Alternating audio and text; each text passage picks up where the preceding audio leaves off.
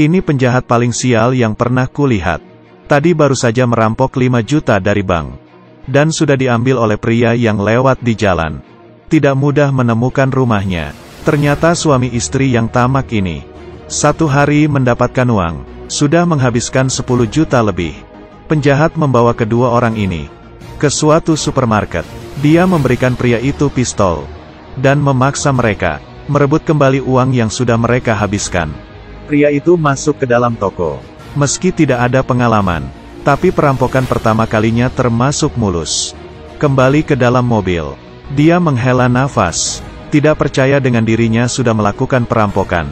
Setelah dihitung mereka merampok 4.640. Lalu membawa mereka lagi ke sebuah supermarket.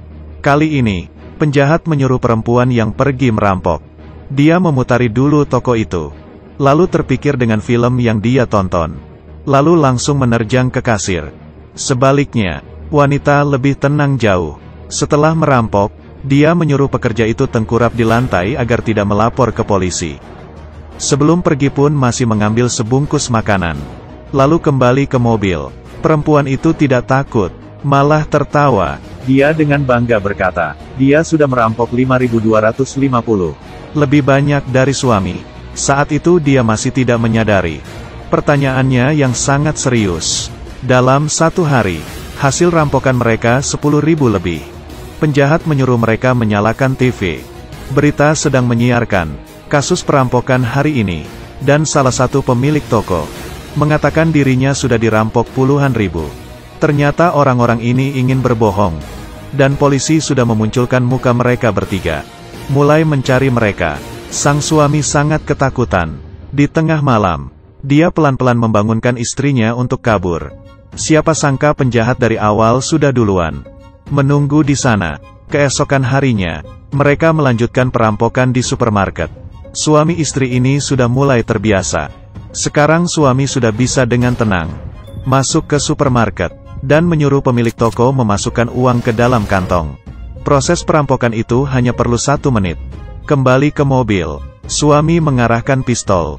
Dia sepertinya tergila-gila dengan perasaan menggunakan pistol. Dan istri lebih bahagia. Dia seperti perampok yang profesional. Menggunakan pistol melukai seorang pekerja toko.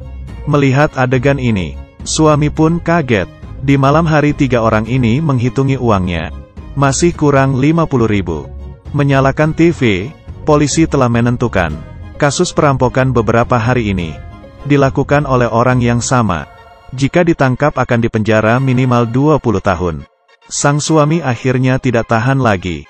Dia ingin melawan si penjahat. Tapi dia sama sekali bukan tandingannya. Dia dipukul hingga babak belur oleh penjahat. Dia juga ingin diam-diam melapor polisi.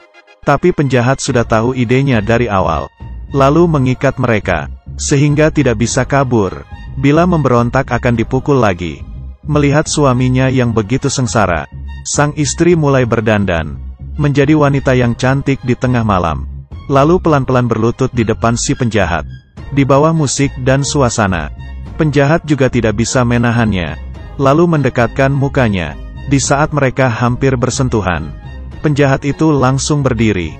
Dan berkata, jangan pikir dengan seperti ini sudah tidak perlu mengembalikan uang.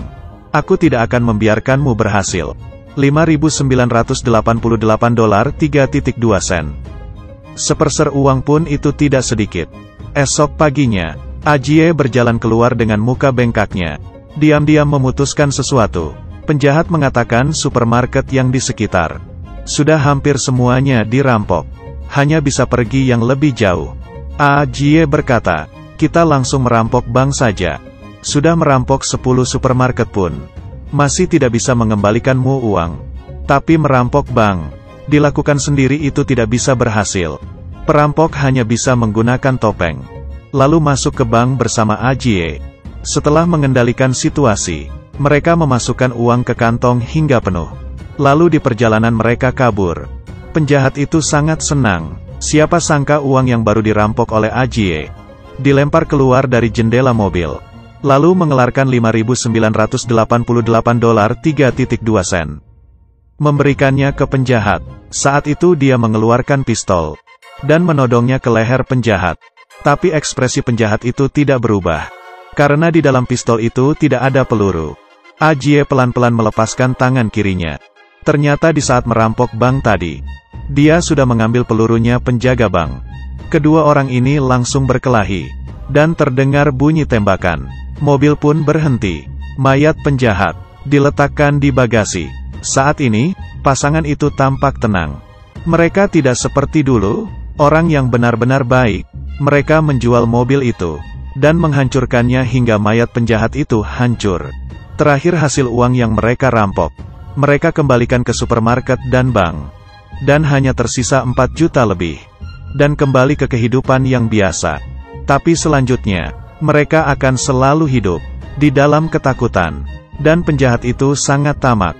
Demi mengejar kerugian yang hanya beda sedikit, dia membawa 2 orang yang baik menjadi pembunuh berdarah dingin. Terakhir dia juga kena karmanya sendiri. Orang mati demi uang, burung mati demi makanan. Baik dan jahat sering berada dalam satu pikiran. Awal yang tidak adil, ditakdirkan untuk tidak memiliki akhir hati nurani yang jelas.